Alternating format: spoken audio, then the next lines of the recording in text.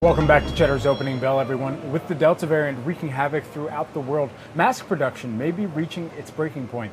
Mask manufacturers are struggling to keep up with the high demand in masks, which may be leading to shortages. Cheddar News correspondent Alex Vuocolo is here to let us know what's going on with mask production. Alex, it's good to have you here with us this morning. So what's happening right now in the medical mask market, and how are manufacturers responding to increased demand from the Delta variant? Hey, Brad. So I spoke with a handful of small and mid-sized manufacturers, and many of them reported that demand is up, 10 to 15 times in the last 2 to 3 weeks alone, and that wholesale prices are up upwards of 500% in some cases. In light of this, many are struggling to keep up with orders.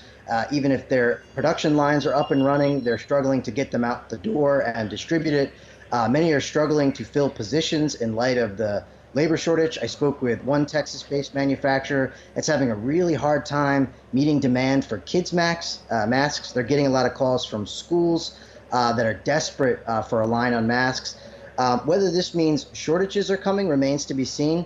There is definitely some disagreement in the industry. Many think it's more or less inevitable at this point, especially as shipping delays continue with the Delta variant shutting down ports in China. While others say that so far, at least, prices have shifted a little bit, but nothing that the consumer is going to feel right away, and that a combination of slightly less demand and slightly higher capacity will hold out this time, as opposed Alex, to last.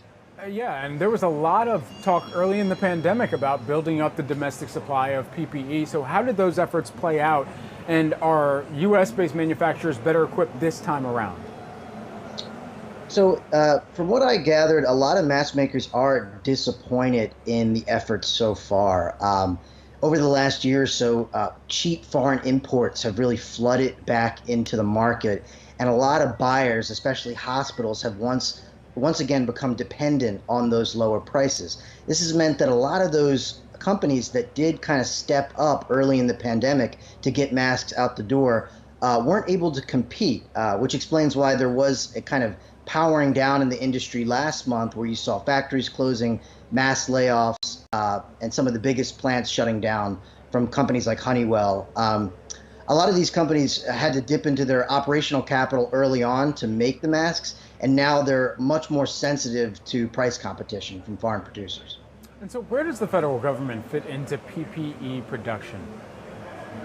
So this is I think mask makers really thought that when there was a lull in demand as a result of the vaccination rollout, that the federal government would step in as a buyer to keep those locally based production lines running.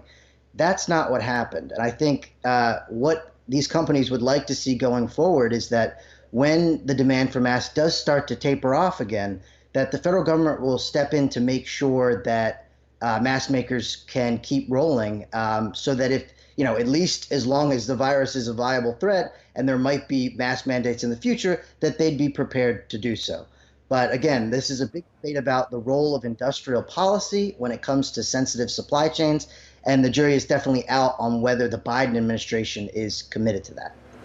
Alex, thanks so much for joining us once again, breaking this all down. That's Cheddar News correspondent Alex Vuocolo on mask production in the United States. We appreciate it.